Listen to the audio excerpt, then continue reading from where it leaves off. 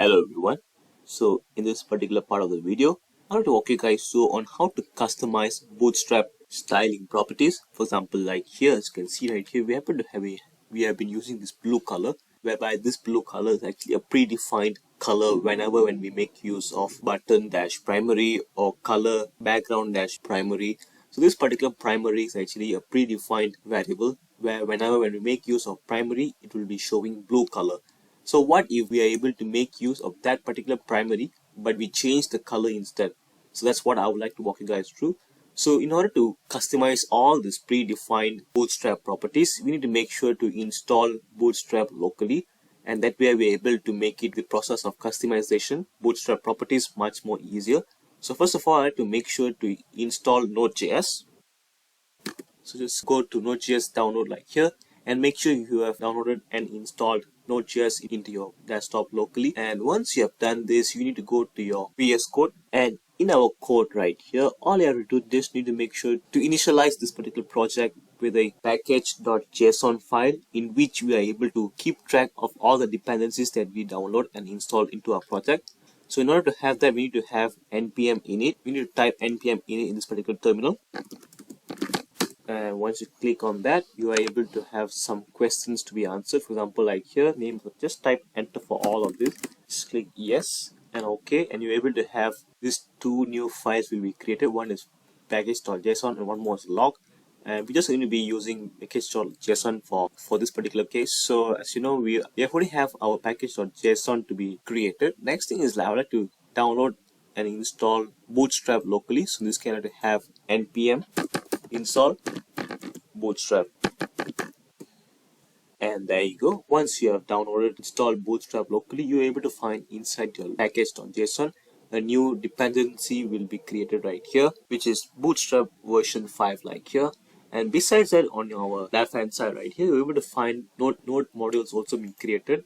So this is where we're able to see all the predefined values of Bootstrap. So as you can see, when I click on Bootstrap, go to this particular dist folder, you'll be able to find CSS right here, and these are all the predefined values of CSS you're able to find. And besides that, when you click on SCSS right here, this is also where you're able to have those particular predefined values as well.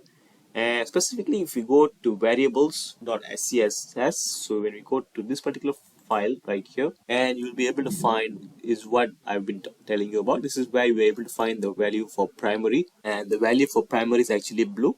So this is the core file that has been written to initialize this particular predefined colors, and not just colors right here. You're able to find other predefined values, like as you can see here, h1, font size, and it's basically for all the predefined value of Bootstrap. So now, in order to customize our Bootstrap website, you might think that we might be just able to directly change the values directly from here. But this is not a really encouraged way, because if you were to change the core file, we need to make sure it's hard to roll back to what it was predefined. So that way we can't be going back to what it was as a default.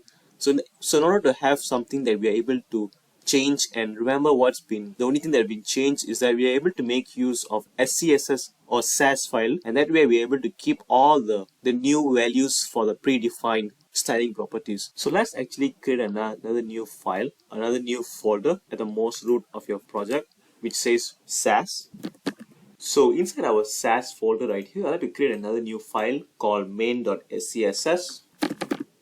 And inside this particular file is where I like to call all the predefined Bootstrap values, and I'll be customizing them on top of that. So in order to call all these the styling properties that are actually listed inside this particular assets, inside this node modules, I can just directly import it from here. So all you have to do is just need to make sure to add import.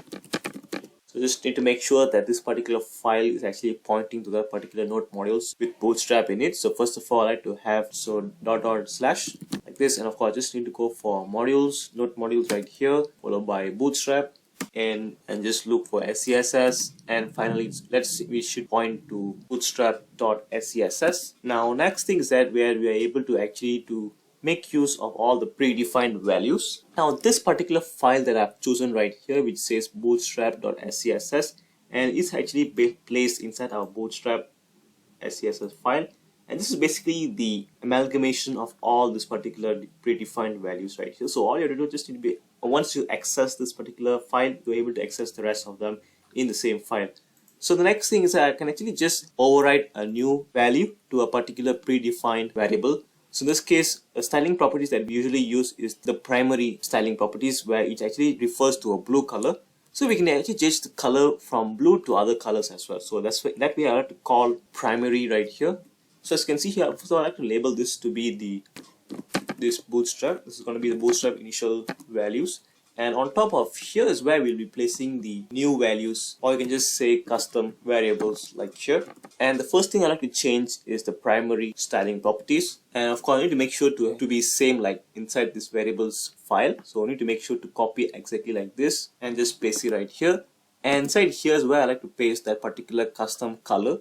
So I like to give like a custom hex color. So in this case I like to say hash, and this particular color is where I like to give, it's like green color by the way. Of course, you need to make sure to give this particular semicolon. It's a green color by the way, where we're able to make use of for all the primary. It just replaces all the colors that we have given to all the primary colors. And once you have done this, by the way, we have actually not done any of this particular, we have not actually completed the step yet. If you check our website idea, we have not changed the color of this particular blue color or any of the primary color we have given, like this color, and most of the blue colors we are able to find right here, actually making use of primary styling properties. So but then there's no change has been effected, because we need to make sure to compile this particular SAS file every single time that the change has been happened.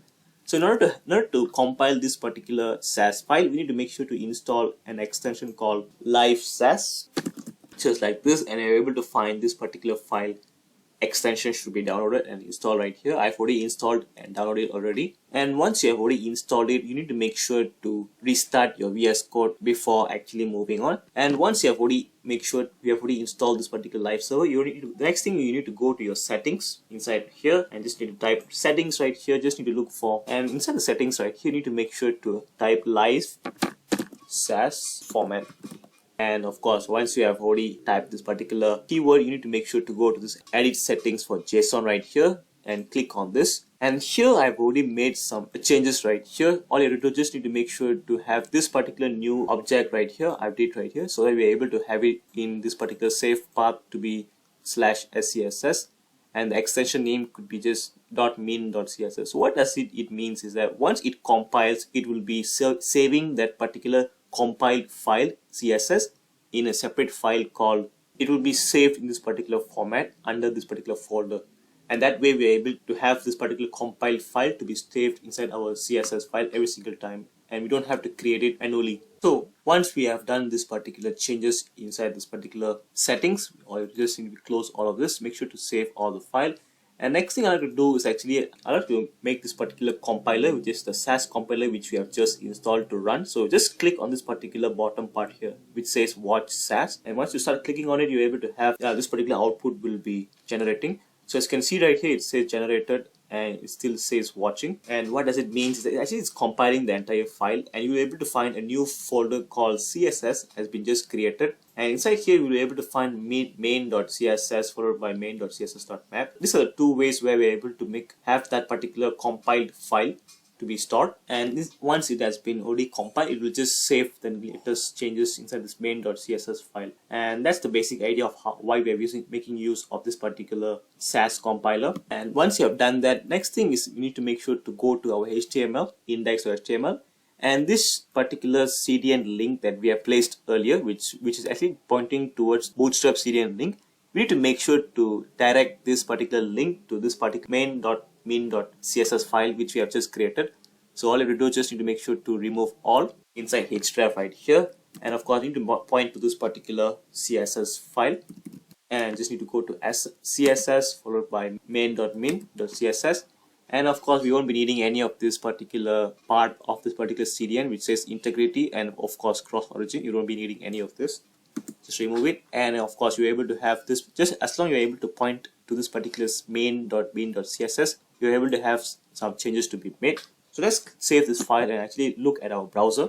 And there you go. And there you go. We're able to have some changes to be made right here, where we're able to have that particular primary styling properties has been changed to green like this, and there you go. We're able to have many part of our sections have been changed right here. And we can also customize more styling properties, where in this case we have used this particular bg-light, and light is also a particular predefined styling properties for color. And I have to go to my main.scss, and right after this particular primary I like to have light, and of course I like to give another predefined color, where in this case I will just like reduce the color opacity to around like here, and let's click on enter. And once you're able to have this color to be changed, you must make sure to have your SAS file to be generated as well. So just need to make sure to, yeah, as you can see right here, it says watching, and the change has also been detected. So now let's go to our website, and there you go. Right now in our website we're able to have we have changed the color of that particular gray to this particular light green right here. And that's other basic ways where we're able to make use of SAS file to customize our Bootstrap predefined styling properties. And that is actually how you're able to make use of SAS file in order to customize your Bootstrap's predefined styling properties. So that's the end of this particular part of the video. Let's catch up on the next one.